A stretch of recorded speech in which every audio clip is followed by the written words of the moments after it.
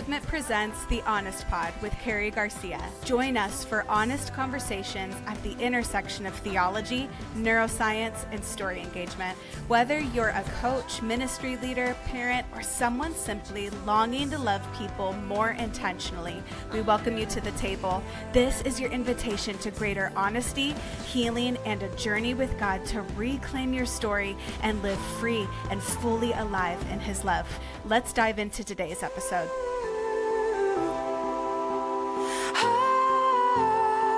All right, guys, we're back. I love being able to say that we're back because we haven't been back for, year and a half. And now we just decided to start this sucker up again.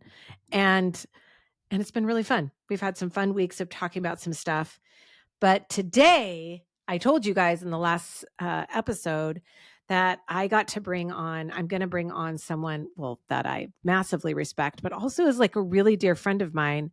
And actually, Cathy, you don't know this because I didn't even tell you before, but I actually talked about a story about you, but I didn't give your name in the previous episode. Oh. So it was a setup. No one even knew that the story was actually about you, and here you on. So I'm going to tell you what that story was in a second. But everybody, I want you to welcome to the podcast, Cathy Loerzel. Hey. She's amazing. We haven't done this podcast thing in a while. If you've been around the Honest Pod for a while, then you've heard Cathy on several episodes. But if you don't know Cathy, she is an author, a speaker. She wrote a book called Redeeming Heartache. It's actually some of our required reading for our certificate program at Freedom Movement.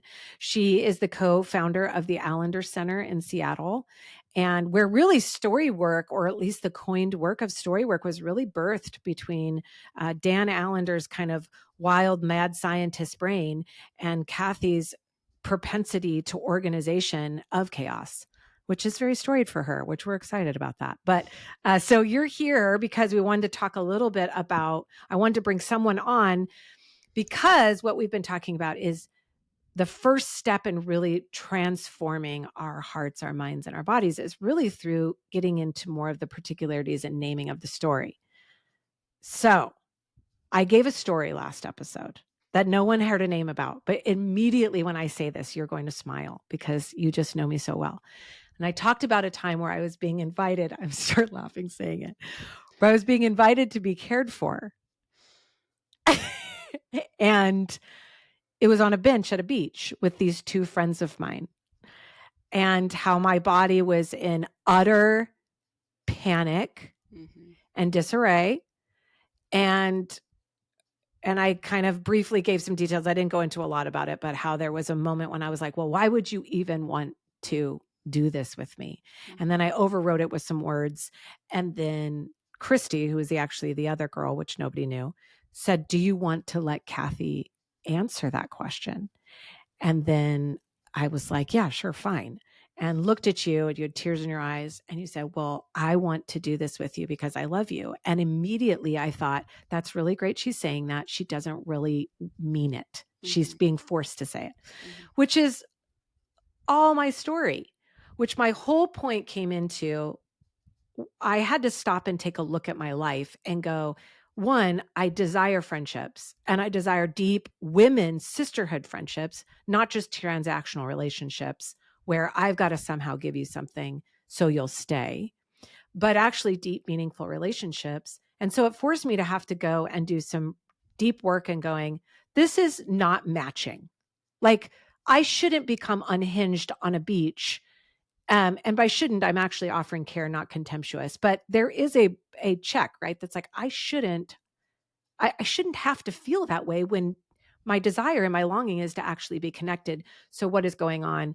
And then it invited me to do some further story around some other things around friendships. Already have done tons of story work about all kinds of things, but this was where my body was telling me, you can think one thing, say one thing, but your body is telling you the truth. So here's why I have you on, is because I would love for you to begin this conversation, and we'll see where we go, but to begin the conversation, even with that as the context of what is so powerful, and really why, from your perspective, is it not, like, almost non-negotiable for healing to have to go into these stories kind of what's happening. Why do we need to go into these stories that kind of shaped us? From your perspective, why does this work matter so much, both to you and what you've seen with the clients that you sit with? I think when we start to realize that something's off, like you on the beach, right? You've done a ton of work, and what you were reaching for was this sense of, I want more. We were there with you and realizing, gosh, Karrie, and I don't know how much context you put, but Karrie was there with her team and caring for the whole team and creating context of care for her whole team. And here, me and Christy, and we're like, well, what about you? Like, what are you talking about? Foreign concept, right? we're here. Like, why don't we care for you too? And you got real squirrely around that, right? So there was a sense of like, I am here to help everyone else, and I will create context of care for all these other people, and that feels real comfy for me. But I feel very uncomfortable being the one in the hot seat, being the one where we're actually turning our faces and our gazes towards you, right? And so most of us get into story work or our own personal work because we hit a wall. Right? We hit a place in our lives, in our current lives, where we go, oh, I want more than this, or I want to be able to show up in a different way. I want to be able to parent in a different way. I want to be able to be different with my spouse. I'm really anxious all the time. I don't want to feel anxious all the time, right? So we're noticing things in our daily life where we're saying, gosh, I think there's more. Like, there's something else out here for me, or I can't quite be who I want to be in this world without something shifting. And there's a lot, and that's right to happen. Like, we push ourselves, we level up, and then we reach limits to what we can naturally do or accomplish on our own. And so then we're looking for, like, well, why? Why am I doing this? And a lot of people get into those positions, and then they say, well, I'll do behavior modification. I'll just, I'll work out every day, and I'll eat the right things, and, I'll settle my nervous system and do yoga and do meditation. It's like, those things are great. Like, those, we should be doing those, but it doesn't answer that deeper question of what happened to me. Right.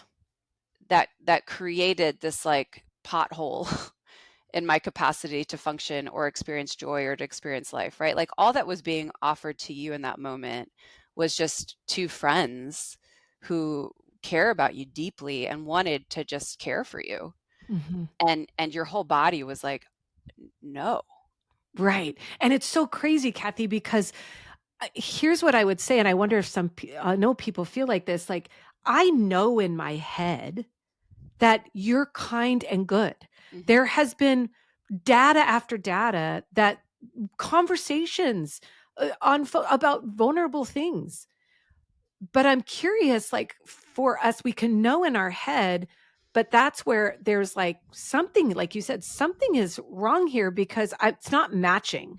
Right. Like, my body is not matching what my head, I guess my mind knows to be true, but my neurons and my nervous system and everything is telling me, no, this is actually really dangerous. They're going to see you as not capable, and they're going to want to not work with you. And like all of these crazy thoughts that I actually have data for. Right. Well, and so we've talked about this before on the podcast, and I know you've talked about it a ton too, but what you're experiencing in that moment is a maladaptive behavior. Right. And so all our bodies are doing, all our minds are doing, is trying to figure out, has whatever's happening right now to me happened before? And is it good or is it bad? And what do I need to do to protect myself from potential harm? Right. That's what we're searching, like a little Rolodex through our minds all the time, of like, remind me, have we felt this before? So what was happening for you on that bench is that you're being invited to vulnerability, to being seen, to being cared for, and your sweet little brain and body are going through your little memory Rolodex and figuring out, can we trust this? And last time we did this, or felt this vulnerable, or felt this desperate to be seen, but also ambivalent about it, right? What happened? And your mind went to subconscious, unconscious memories, like trauma that's already embedded in your body that says stranger danger. Like, no. Right. When I'm vulnerable, when I'm really in need, what something in your brain and your body was telling you, there's danger or humiliation or harm on the other side of this. So everything in your body backpedaled and said, no, no, no, no, I don't need it. I don't want it. This is, too much. Let's just go have lunch or go swimming or go do something else. Like, Yes. get me out of here. Right. And that's normal. And so what all story work is saying, look, when you start to identify that, there's a reason. And every maladaptive behavior that you start to see that's keeping you from flourishing and connection and wellness in your own life is connected to some adaptive behavior that happened when you were little, where you couldn't control the situation, where you were very, very vulnerable, and something happened and it didn't go well. Right. And so you had to adapt to say, gosh, so it could be as easy as you're crying, because you got your knee skinned when you were little, and you're on the ground and your knee is bloody, and you have a mom who's stressed out and doesn't know how to handle, you getting hurt. And so she comes out, sees you, and is like, oh, God, I can't believe that you fell again. You are so clumsy. Right. And that little kid goes,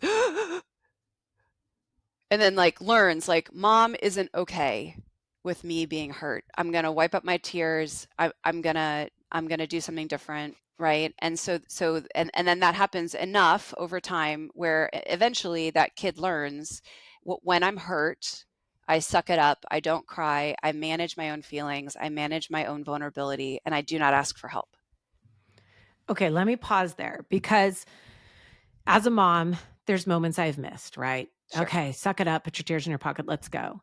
But what I hear you saying is what was happening to Karrie on the bench wasn't because one time my Right. mom said something or my dad did something, that you're talking about a wounded part, probably within my parents, that has been uncared for with them. And now that is landing on me numerous times. Yes. It's not like one time or a couple of times where you've messed up. We're talking about a thematic experience that the body is learning over and over and over again, enough to where then it says, this is dangerous. This is not going to let us stay in belonging. Totally. Because you don't get that dysregulated by one thing. That's not good science. That's not good brain science. No. And Dan Siegel does a lot of work on this. There's a great book, if you're interested in even how to raise your kids, called The Whole Brain Child. And basically what he talks about, or they talk about, it's also by, oh my gosh, I never remember her name. Bryant something. And I'll remember in a second. It's so embarrassing because, like, of course I forget the woman author. Anyways. I know, and it's a whole thing right now. I know it. So what they talk about in this book is that, look, it's not about that bad things never happen, right? It's how the bad things were handled when they did happen. Right. And Gabor Mate says the same thing, right? Like, the trauma isn't what happened to you, it's how it was handled. So you can skin your knee and even have a mom who is like flustered and angry, right? And like, because you really had kept doing it over and over, and she was telling you not to, and please be careful, and now all of a sudden you've done it, and now she's frustrated, right? But a securely attached kiddo and a mom will be able to look at that, and she'll be able to recover and then say, okay, buddy, I'm really sorry. Right? Like, or if it's my kids, right, they don't, like, we are not perfect parents, but my kids will let us know, like, mom, I did not like the way you handled me. Yes. This happened yesterday, right? I snapped at my 11-year-old who said something rude to another person that we were having dinner with. And I was like, dude, like, stop. You can't say that, right? Like, that's rude. And it's okay. Like, I was right. Like, he needed to kind of have been called out on that. But also I was a little embarrassed that he would say something like that. And, and I was scared that this other person felt offended by what my son had said. Anyways, but later he came back like an hour later and said, Mom, when you said that to me at dinner, that really made me upset. Like I know it was rude, and I knew it immediately, and I know I shouldn't have said it, but it just kind of came out. But the way you snapped at me made me feel really upset. Right? Yeah. And embarrassed. Like you really Yeah. landed on me hard in front of other people. Right. And so then it was like, so I was able to come back and say, yeah, I get that. I felt embarrassed that you said something like that, that's on me to hold. And it's good for you to realize you can't say stuff like that because it is rude and mean. And, you know, and I'm sorry that I came down so hard, you know, do you need a hug? Like, how are you doing? Right. Right. And so the, you know, the point of story work is that some of us have parents who were able to repair and be with us in hard moments where we still may have stories that we need to go back to and receive more care around. When we're talking about story work, it's the places in our story where we really didn't have someone that would return and come back and was safe enough to process through the impact of hard things. And so what we can do with story work is we bring you back to very particular moments in a story where your body took in trauma and did not have a safe person to move the trauma through your body with you. And what happens in that is then it gets lodged in us. And then it starts to build up. It starts to change how we perceive the world. It starts to shift how we engage with the world. It starts to move into these maladaptive behaviors that then wreak havoc on our life on the top end, right? And you can't fix those maladaptive behaviors if you don't go back and have kindness and generosity and care back for those places that really needed to receive care in the first place that didn't. And it's not enough to just say, yeah, my mom was mean. Or Right. my That was going to dad be my yelled. next question, because a lot of times people will go, well, here's the timeline of my life. Right. My dad was really, you know, he was kind of a blowhard or whatever, but Right. he was there. And I understand the loyalty that comes up, but like, why can't we heal in things, in just telling, you know, what would you say to why we can't heal? Just giving this broad brush 30,000 feet kind of experience. Why can't we just kind of know that, like, my dad was hard? And I mean, obviously I know the answer, but I do feel like that is a real question for people. Like, I can know that my mom wasn't around. Why do I have to go so particular? What was the, you know, what was the carpet like? Why do I got to write a story in such particularity? And people have a hard time doing this. They'll end up writing this like timeline story. And I'm like, no, it needs to be a story when you come in. Who was around? What type of time of day was it? Was you inside and outside? Who was there? What did you smell? You know, like, can you give us a little bit more? Why does it need to be that granular? Why does it need to be that in it? Yeah. So to heal these embedded trauma wounds, we have to be able to feel it again. Well, yeah, I think you say this all the time. You have to feel it to heal it. Is that your thing? Let's Yeah. go. Let's do it. I know I forget whose things are whose, but I want to quote you. Yeah. I mean, so you're not going to feel how hard that was if you're at 30,000 feet. You're never going to be able to touch down into what it felt like as a little kid to see your mom frustrated with you when you were hurt, or the times over and over and over again. And people are always like, well, do I have to do 500 stories? It's like, well, no. You don't remember all the stories, but you remember probably 3 or 4. Right.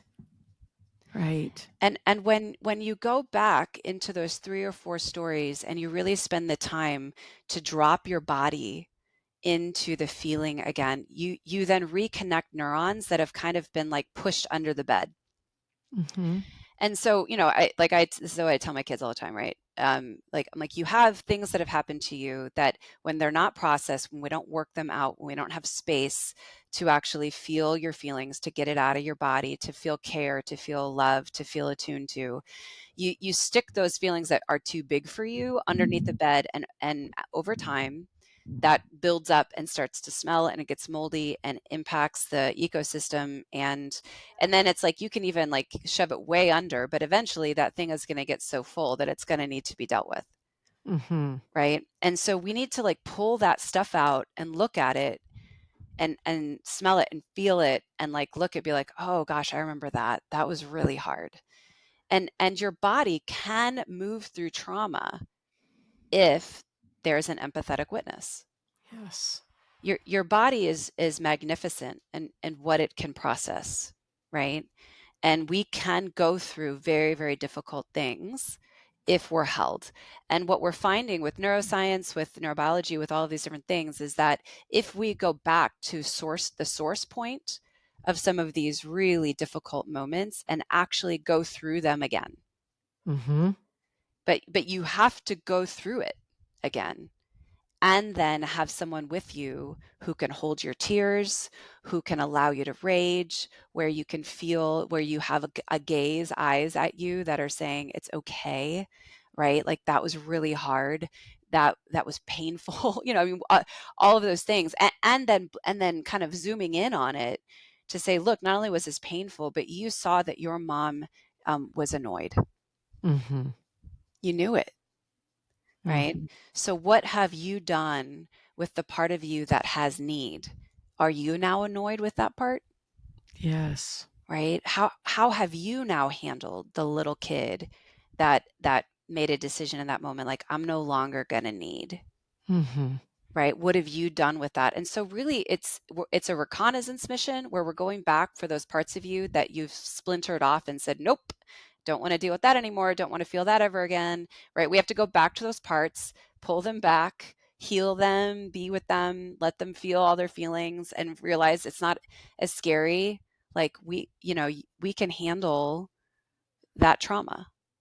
Well, It's we've hard. been living that trauma, right? Like, I mean, Yes. it's living out in our bodies. It's living out in the way we love and lead and see the world. It's living out on a bench at a beach when I'm sitting with two people that I actually really want to have deeper connection with and I really want to be known, but it's living out. So to say like, well, that's going to be really hard to go back and look at those things. The invitation is like, well, you're already living those things. Like my life is already living that. I just now, yes, it takes courage, and I don't want to minimize the fact that it does take courage to look at those things. But on the other side of that, I'm no longer bound to these places of harm that have kept me, that are keeping me from the things I actually want. They are now become, like you said, maladaptive. They're no longer serving me the way that they did at 7. They served me because I needed to stay in belonging. I needed to stay in connection. I didn't have a 401k. I couldn't go buy a house. I couldn't Right. just leave. So I got to stay in this, but it's like on the bench there, all of a sudden, 7-year-old, 13-year-old Karrie is just like unhinged internally. And it's like, well, I actually don't want to live like this. So here's a question I have for you. In the terms of like writing these stories or going back and like reconnaissance mission, a lot of people would say, well, how do I know what I'm telling you is even true? Like, how do I even know if I'm remembering accurately the story? What if I'm just telling this story that I don't even know if it's fully true or that I am even remembering it right? So, how would you be able to sit there and say, I knew my mom was really annoyed, when in reality, I don't even know if that story's all the way true or that I'm getting it right? Because we've heard this quite a bit. What is your kind of thought to that? Yeah, I mean, so here's the hard part of memory is that it's almost impossible to get it right. Correct. Like that's not how we remember things, right?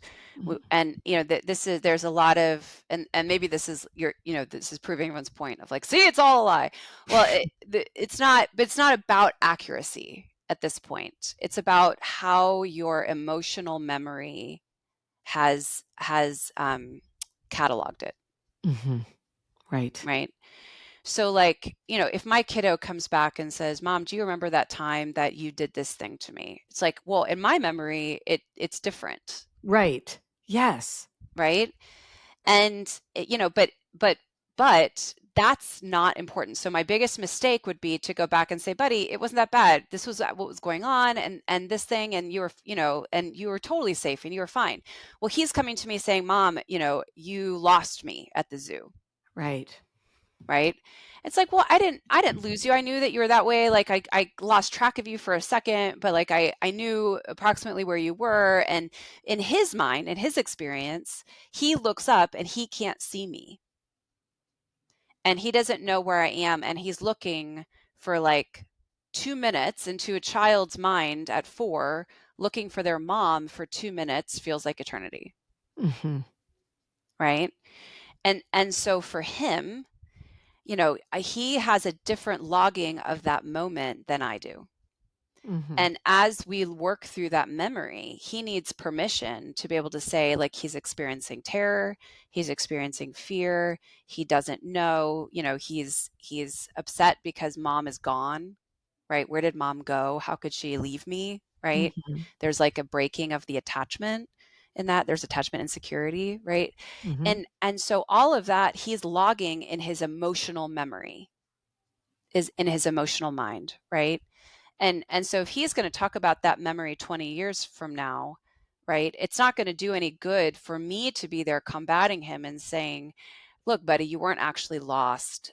I had eyes on you just because I didn't realize you were looking for me.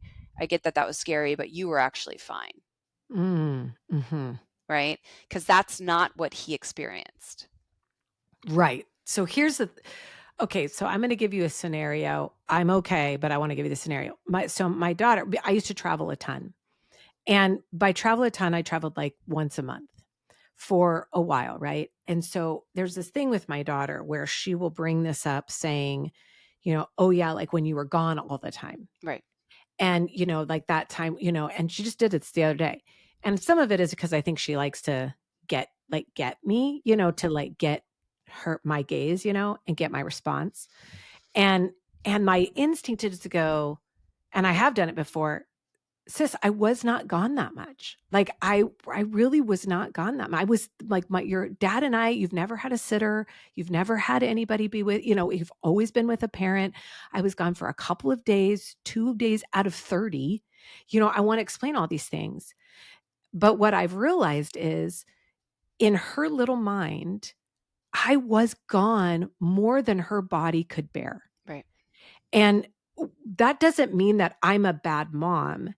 It also doesn't mean that she's wrong. Mm-hmm. It means that that's her experience. And for me to actually offer nutrients to that place that feels really insecure attachment with me and like, you're not, where were you? And I needed you, whatever it was, I could get really double down on the facts Right. and the explicit, like this was what it was. Or I could meet her in my implicit response of going like, I feel your body with my body, like you need me. And I'm really sorry that that's how it felt. Must have felt, tell me more about what that felt like. Right. So the question I have then is in relation to shame when it comes to these places of our story, that there's just so much when you're going, I don't know if I'm remembering exactly, but there's this sense of like, I'm probably getting it wrong. I'm not getting it right. And there's this like, wave of shame that comes over us. And there was this girl that we were doing story work with, and she had said, my brother told me about this story that happened to me that I don't remember. But as she begins to tell us the story, she's sobbing, Mm-hmm. like uncontrollably sobbing, telling a recreation, like the story that her brother told her to her. I thought you were going to die. This is what was happening. And she's like, I don't have any remembrance of it, but her body, she's crying. I'm like, well, but your body does remember something of this story. But she's like, then how can I hold that this story is even true? And I'm going to base my whole world on this story. And I'm like, well, what does your body say? So I don't know, like, what would you say to that in response to someone who's like, and this is where it comes into like that, body and, like God made us a body, like he houses our body. Like, what would you say in the fact that you actually do remember? You just might not remember the exact facts. That's not how we heal, right? Is getting the story exactly right. No, it's by allowing ourselves to move through, in some ways the emotion of it, right? Yeah. And so this is a lot of work that people do around the somatic work. Bessel van der Kolk wrote a great book called The Body Keeps the Score. Gabor Mhm. Mate does a lot of work around how the body, when the body says no. So there are deep links around like actual physical illness and Mhm. trauma, right? Mhm. And often, so like our brains are incredible, and they also only log certain things, Mhm. right? And so so there are lots of times where we're not going to be able to recall, but we know something, right? And so Yes. this is called explicit versus implicit memory. Mhm. Explicit memory is that sense of, I remember being at this restaurant, sitting in this booth, right? Implicit memory is that we go into a place, we don't remember being there, but all of a sudden we feel tight, Right. right? We're like, ooh, something happened. Like, I obviously I do a lot of work with trauma victims, and very often people will be like in different positions where like all of a sudden their spouse that they feel trust and connection to, all of a sudden will touch them in a certain way, and their whole body freaks out, Right. right? And they're like, I'm not okay. Mhm. And so they'll come back and be like, this thing happened. Like, I don't have any memory of this, but immediately, like, my body froze. I felt dangerous. I had to jump out of bed. I felt my heart rate went insane. And like this memory of this uncle started to, it's like whatever. It's like this stuff happens all the time, right? And it's not to say that like we have all these hidden memories everywhere, but we our brains and our bodies can only handle so much information without getting overloaded and not being able to function. And And this is why it's so important not to go, I'm going to take all the stories. I need to do it. You're like, there's 3 or 4 that you remember. right, Start honoring those that you do. Cause people, a lot of times I know that people have told you this too, like, well, I don't remember anything. And it's like, yeah, okay, well, what do you remember? right, And can we begin to honor that? Because what I hear you saying is it's not, and this is what I've seen as well. It's not like all of these you have there's thematic things that trip you up. Right? Like I can guarantee you I am not tripped up about getting on a stage and feeling fear and feeling like, everyone is judging me. I don't have that. That right, is not a part of my story. That's never, maybe I can't say never, but right now it is just not a thing for me. But put me on a bench with 2 right, women who right, wanna see my heart. That's thematic for me. yes, And so when we do a couple of these stories, it's not that we have to uncover all the billions of memories we have. We're never gonna remember all of that. But when we start to uncover a few, would you say that that starts to unlock a little bit more of a theme hmm, in our lives? yeah. I mean, story work is incredible in the sense that once you start to actually go into specific memories and stories and you sit with them, it's incredible to see what you start to really remember. Yes. Right. And so like there are a couple stories in the last couple of years that I've done a lot of work around where, I started with like, oh yeah, it was my bedroom when I was 5. And it's like, and this woman that I was doing work with, she would bring me in and be like, do you remember what the the comforter was like? Do you remember what your bedside table, like what dresser did you have? And it was like, oh, I don't know. And all of a sudden I would sit there and look at it for a while, and then I was like, oh yeah, I remember it. It was like, it was kind of looked like a carnival, and it had balloons, and and I started to remember it, right? And Mhm. and then I would remember like where the door was versus where the bathroom was, and I could start to put pieces together. I had a canopy bed, and as that stuff started to come alive a bit more, then all of a sudden I would have sensation. Mhm. Right? I started to feel fear. I started to feel tightness in my chest. I started to feel anxiety in my stomach, and like my stomach start to churn, right? It was like, oh gosh, like this is a thing. Yes. There's something here, right? And then I would go back to it the next week and be like, okay, I'm going to dig in a little bit deeper and see what my brain, and the only thing we have to do is just follow the thread. Yes. If you have one thread, you can start to pull it and it will unravel everything. Mhm. And your brain will only let you have access to what you're ready for. Mhm. It's very kind that way. Mhm. And it's not your fault that but if your body and your soul can sense that you're not in a safe place, or if you get access to some of these harder things, you don't have support to know what to do about it, or you're in a really tense moment with your family and your kids, like maybe it's kind for you not to go into that. But if you start to pull on it and it moves, you're going to get access to a lot of information. The question is, are you ready to listen? Mhm. And most people that start to tell me like, oh, I don't have memory, or I can't trust it, or is this really real? It's like there's always this sense in my back of my mind like, ooh, I'm not sure you really want to know. Yeah, that's Like, and good. I don't mean that in judgment. It's kind of like, we got to be careful here because there's a resistance that you have right now to wanting to know. And a big question I always ask clients is, what do you know that you don't want to know? Mhm. Like, when you look at this scene, what are you sensing that you don't want to sense? Whose face have you blocked out? Right. Right. And David Schnarch has done a ton of work around this with a book called Brain Talk. And, and that sense that we map our parents' minds accurately, we map moments, but when we see things that are disturbing to us, we blur it out. And Yes. so whenever I take people back into memories, I'm always looking for like, oh, they see this, this, this, and this, and all of a sudden their mind goes blank.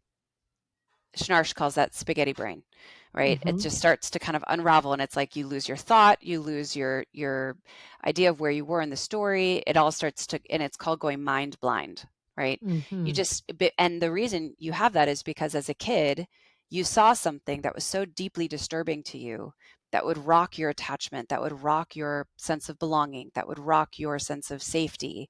So you unsee it. Mhm. And we all have places where we have had to unsee things. My kids have had to unsee things about me in order Yeah. to keep me good, in Right. order to stay in a relationship with me. Like, that's okay. And part of what I want them to be able to see, and the work that they need to do as they get older, is to be able to create an accurate biographical narrative. And that's Schnarch and Siegel and a bunch of other people all say the same thing, right? Our healing comes when we actually are able to grab those places that we've gone mind blind to and create a more accurate biographical narrative about what actually happened to us. And that's not just so we can blame our parents and shift everything over to like, this is all their fault. And the reason I'm there this way is because of them. It's like, not about that, Right. Please right? speak more to that. Oh, well, it's like, look, my children are going to need to get really honest about what it was like to be my kids. Right. and and I love them with all my heart. Yes. And every place that I have not come to a good place in my own healing does damage to them Yes. because I'm a human, That's right. right? And there are different levels around this. Like, there are people who actually are out for your harm, that are Right. abusive parents, that you need to look at that and you need to see that with radical honesty in order to get free from it. I'm Mhm. not abusing my kids. I'm not an abusive mom. I'm not a wicked and evil mom, but I'm a Right. very, very human mom, Mhm. right? And so we need to be able to do that work, on all levels, because we just need to understand what happened to us so that we can move into a healed space. All of this is the premise behind this, and I know you talk about this too. In order for us to be who we're meant to be in this world, to be the created image of God that we were designed for, we have to go back and grab the pieces of us that were left behind because of trauma and harm. Yes. The only way we can live integrated, whole, flourishing lives and move towards our creativity, what we're meant to do in this world, how we're meant to love better, how we're meant to bring, goodness and contribute in the specific way we are meant to contribute. If we don't go back and reintegrate these parts of us that we had to leave behind because we just didn't know how to bring them forward because we were little, right? We have pieces of us missing that Mm. we need now in order to flourish. And so if you were like never allowed to feel sad, you need your tears and your sadness in order to be able to live in the life that you're called to live. If you were never allowed to be mad, we need to go back and grab that part of you that was angry because all these terrible things were happening to you, but you were never allowed to feel it. Well, you need to be able to feel mad. If you were never allowed to feel alive in your body, well, that's going to impact your capacity to do what you were meant to do up here. And so all of this is not in service of like blaming everything back here. It's so that you can actually be a healed, whole person as much as possible on this side of heaven, and be able to contribute and lend a hand in a very broken, beautiful world. I mean, I really could not end this podcast better, because that is just like, yes, and amen. There you go. Pass the offering. Cathy just gave a sermon. It was so good. Yeah, I think, just to end, first of all, you've done a lot of that for me as my friend. Started off as you were my, facilitator and leader, and then moved into a deep and meaningful friendship with you. And what has been so beautiful is watching you wrestle and struggle and love God and love your family and care for your story and be honest. Like, there's no one that's arrived. None of us are just like, well, you need to listen to what we're saying because we're perfect. I'm telling you a story that happened in February, of me sitting on a bench with two friends. And I've done a good amount of work around it. So I'm telling you from a little more of a healed space, but still working on it. And I really love how you're saying this isn't about blaming everybody, because there is a wave of this therapeutic modality for young people. It's like, I've cut my parents off, everyone's severed, and I'm just like living my truth and whatever. And it's like, well, that's actually a trauma response. That's actually not healing. It's not towards repentance. It's not towards reconciliation. And I'm not even saying that you need to be reconciled with your parents. If they are wicked and evil, there might be some really strong boundaries. My point, and our point being, is that if healing is moving you towards further bondage and aggression and anger that keeps you bound, and not the freedom to go, actually can release you. I can't be in relationship with you in this way, or I need boundaries here. Okay. But if you're bound to the rage around it and you're not working through that, then you're not actually doing the work. You're not actually healing. Because what I have noticed, and I've seen this in your life as well, we can work through these things in our story and still have relationship with people in a healthy way, that where there has been harm. And my hope would be that for my children as well. Like, I want that for my children as well. So I do know there's a couple of things I would love. This will be aired later than I think your retreat, your fall one, but you do a thing called Sacred Interruptions. And because I think a lot of people are like, can I just do story work on my own? Can I just like read my own, write my story and read it? And I always say with full fervency, it's not what you were, it's not what you were made for. And so we offer all kinds of stuff through Freedom Movement and through Freedom Academies and all that stuff. But you offer something really unique. I'd love to just take the last few minutes for you just to share a little bit about what you offer through Sacred Interruptions. We get to do some fun stuff together, but I would love for you to highlight just what you do at Sacred Interruptions. So if people are really wanting to kind of do some of this work, where they could do that, or in your practice or whatever. Yeah. So, part of the work for me over the years has been moving. Story work, the way that we designed it originally, was very, you write a story, you tell it, you sit, and you do a lot of talking, right? And that's good. You need to be able to do that. And so as I left the Allender Center a couple of years ago, there was this sense of what's next. What happens when you start to really understand your story? Is there a next step of healing? And so we created something, as me, Christy Bauman, Heather Stringer, and Tracy Johnson created something called Sacred Interruptions. And it's basically a place where we combine story work, where we you bring stories, you work through it. You land in a beautiful place. So it's in-person retreats. Right now we have one in Minnesota and in Nashville, Tennessee. we've Arizona. I mean, we do them all over, but they're connected to the land. So we want to get you on the land. We want to get you into a season where you're experiencing the warmth of summer, the coolness of fall, the coldness of winter. And we want to then invite you to be more into your body. So we start to do body work around where the trauma is actually in your body.